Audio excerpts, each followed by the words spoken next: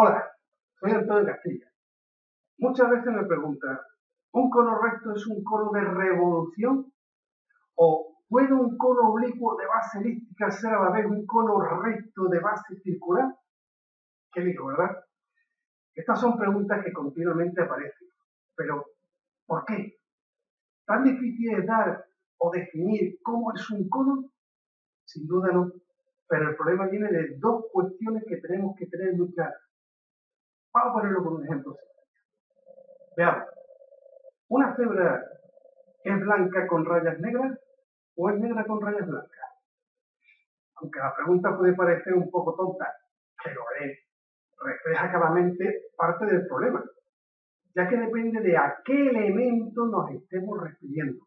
Se le puede llamar de una forma u otra, aun siendo el mismo objeto. Por lo tanto, puede haber cebras blancas o cebras negras. En los conos ocurre lo mismo.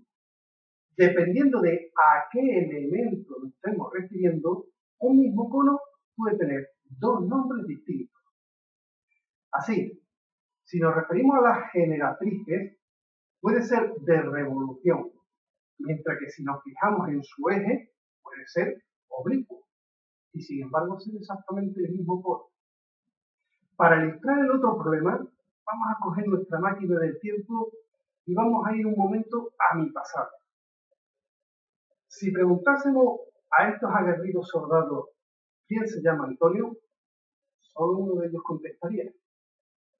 Pero vamos ahora más lejos en el pasado. Si hiciéramos la misma pregunta a este grupo, tendríamos más de una respuesta. Pero son personas distintas, aun llamándose igual. Para saber quién era yo, habría que ser más exactos en la pregunta y decir, ¿quién es Antonio Castilla? Ahora sí que solamente obtendríamos una única respuesta. Pues lo mismo sucede en los conos. Muchas veces por comodidad damos su nombre completo, sino solamente una parte. Y por eso dos conos totalmente distintos pueden llamarse exactamente igual. Como se dice en ingeniería, identificar el problema es tener la mitad de la solución. Y ya tenemos el origen del lío, con los nombres de los conos. Por un lado, hay que dejar claro qué elemento es el que tomamos como característica, que lo define. Y por otro, debemos de dar un nombre completo, o al menos lo más completo posible.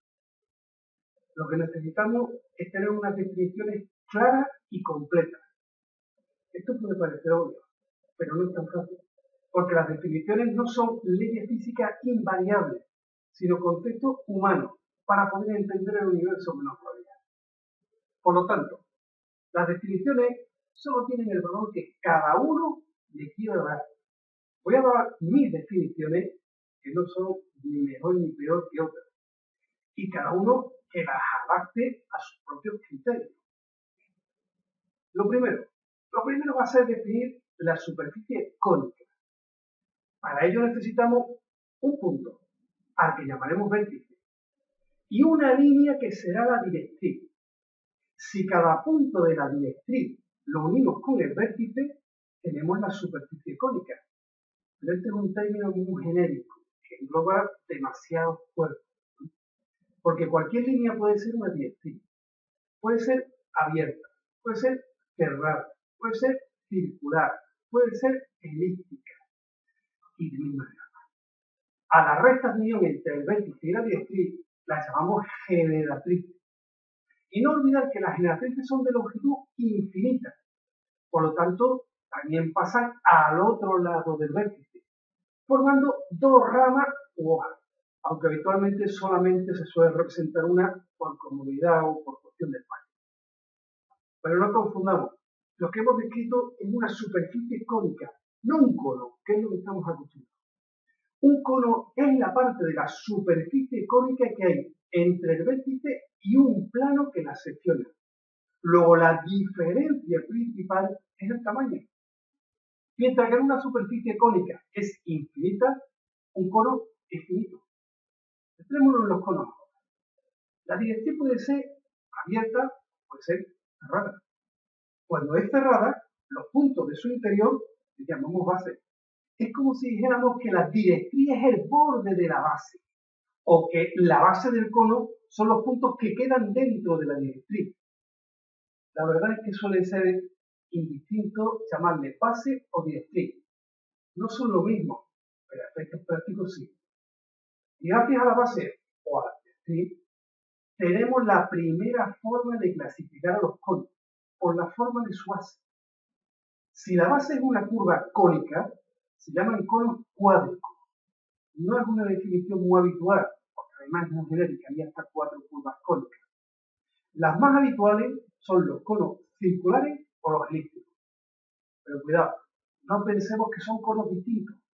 Al cortar una superficie cónica por un plano, podemos obtener una circunferencia o una elipse, aun siendo exactamente el mismo cono. Luego, dar solo el nombre de la base no dice cómo es esta, dice cómo es esta, pero no dice nada sobre cómo es el resto del cono. De ahí que necesitemos un apellido para dejar claro cómo es el cono. Y esto lo logramos indicando la posición del vértice del cono. Si el vértice está en la perpendicular a la base que parte de su centro, lo llamamos recto. Y los demás casos, oblicuos. Erróneamente, la definición anterior se suele dar con respecto al eje. Pero es que ni este se suele definir bien. El eje de un cono es el eje de simetría.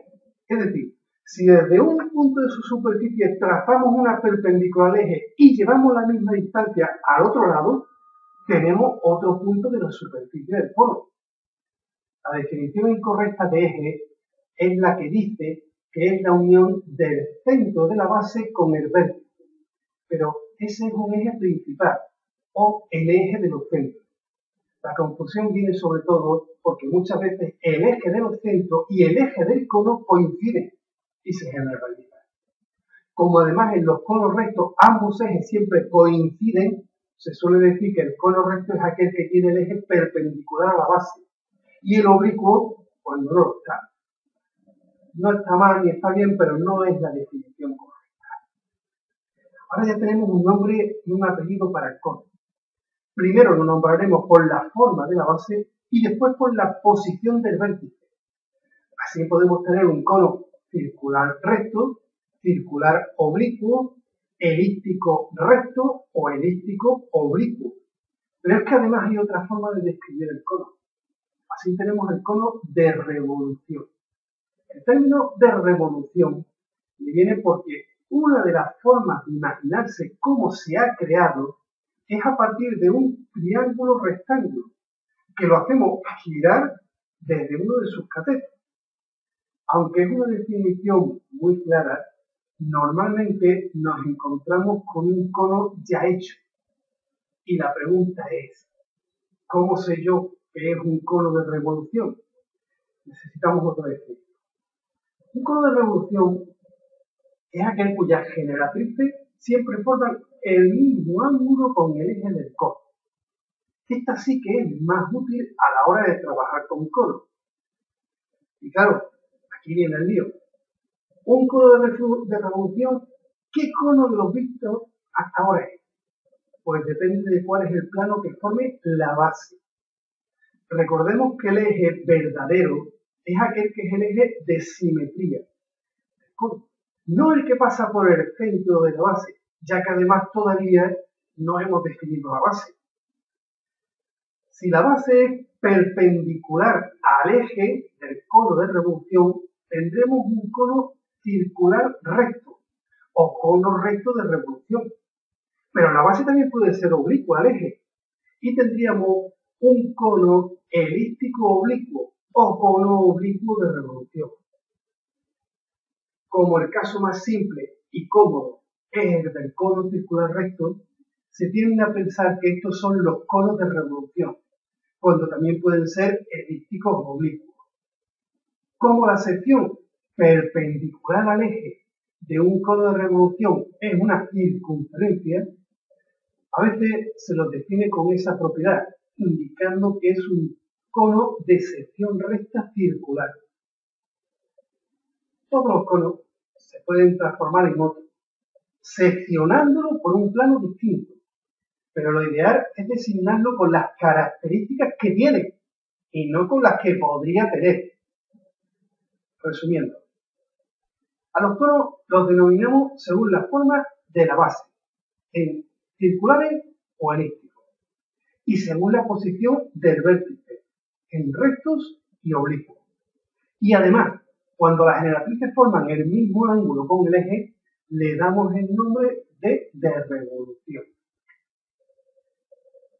Espero que haya quedado un poco más claro. Y por cierto, a la pregunta inicial, las cebras son de color verde, pero las rayas negras y blancas que tienen no dejan ver el color verdadero. Un saludo de Antonio Castro.